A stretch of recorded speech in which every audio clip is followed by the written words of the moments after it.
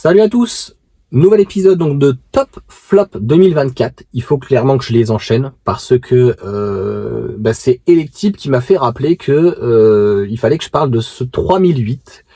Il a fait donc une vidéo intéressante que je partage totalement et c'est surtout que il dit donc dans sa vidéo il a l'air en vrai pas terrible. Moi je l'ai vu en vrai, donc je te mettrai mon short là. Je ne suis pas allé voir mon voisin pour le coup parce que pour ceux qui savent, dans mes messages privés, donc dans les vidéos privées, c'est assez compliqué avec certains voisins. Avec des voisins, ça se passe super bien, ils me font pas chier. Et il y en a, c'est des pets de couilles. Il n'y a pas d'autre mot. Je serais peut-être obligé de mettre des bips. On verra bien. Mais clairement, on va parler donc du 3008. Je l'ai vu en vrai, intérieur, extérieur. Par curiosité, j'aurais pu demander au propriétaire d'aller faire un tour. Je connais très bien ce THP, je l'ai eu le premier en 2007. L'hybridation, etc. Je sais comment ça fonctionne, donc c'est parti.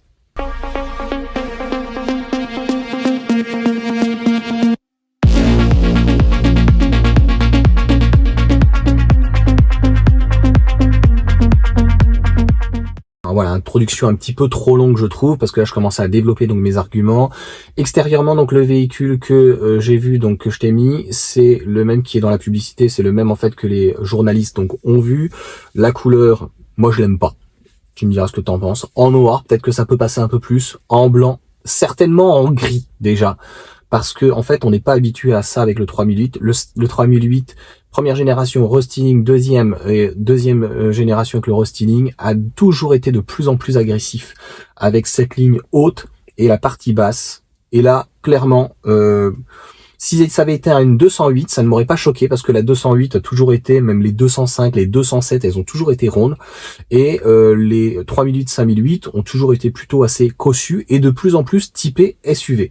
Donc là, en fait, on a une face avant qui est extrêmement ronde et pour l'avoir vu en vrai, avec cette couleur-là, clairement la face avant, c'est moche. Tout le long après, c'est sympa, mais on ne rentre absolument pas dans le modernisme. On aurait pu avoir à ce prix-là, on en reparlera du prix, on aurait pu avoir des poignées fleurantes, on aurait pu avoir un autre style. Je suis très déçu par Peugeot, je suis désolé de le dire. Et sur le coffre, la partie arrière, donc ils ont voulu faire un type coupé fastback, mais pour éviter de perdre trop en coffre, c'est du jamais vu. Franchement, c'est du jamais vu. Clairement, tu prends un 408, c'est un 408 sauce entre guillemets surélevé.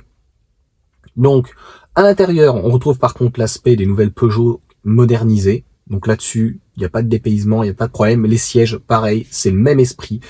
Les bandes, etc. Là-dedans, je suis tout à fait d'accord. Et alors là, c'est le bas blesse, c'est les 10 coups de couteau, c'est le prix. Il n'y a plus rien qui va chez Peugeot.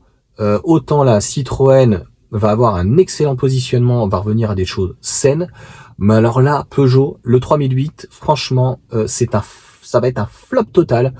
Au prix où il est annoncé, comme tu le sais, on a déjà eu le prix du restyling C5, donc avec le nouveau moteur pur caca.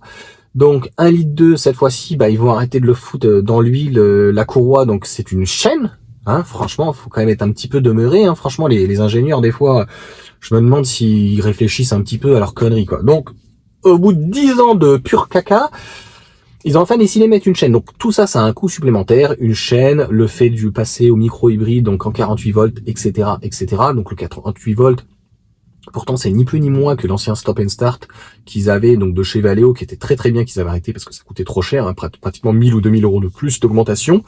À chaque fois on fait des choses super bien en France, mais on les vend mal. Et là pour le coup, c'est tout de mémoire la C5. Je te remettrai peut-être le prix. Elle est, excuse-moi, ça me gratte le nez, 35 000, je crois. 33 ou 35 000. Et c'est l'Argus qui s'était avancé donc sur un prix, qui sont très certainement courants.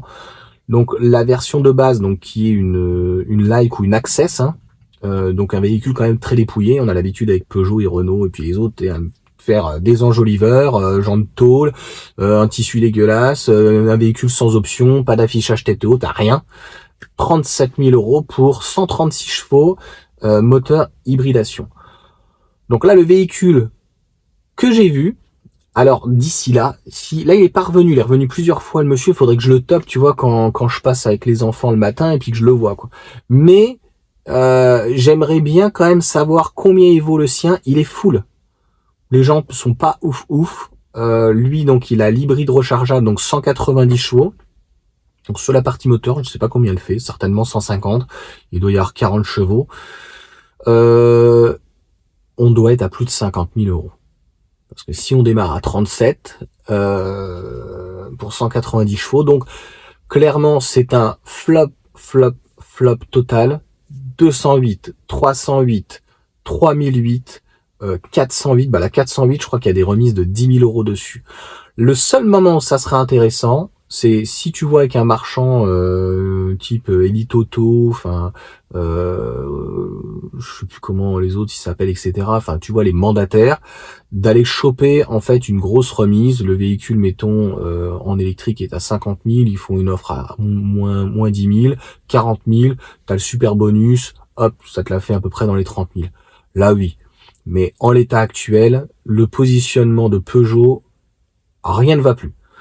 Dis-moi ce que t'en penses de ton côté, franchement, si ça peut marcher, mais les gens ont déjà du mal à tousser avec une Tesla qui est à 46 000, alors de toute façon, si elle passe pas le bonus, moi, au vu des informations que j'ai, le 3008 i3008 ne passera pas le bonus. Donc d'un côté, t'as le Scénic qui sera un peu plus petit, qui va passer donc très certainement à 40 000, et de l'autre côté, parce que ce qui se passe, donc je suis désolé, ça me gratte encore, sur le i3008, il n'y a pas de petit moteur, il n'y a pas de petite batterie, et ils n'ont pas prévu de petite finition au départ. Donc si tu veux, c'est la triple punition.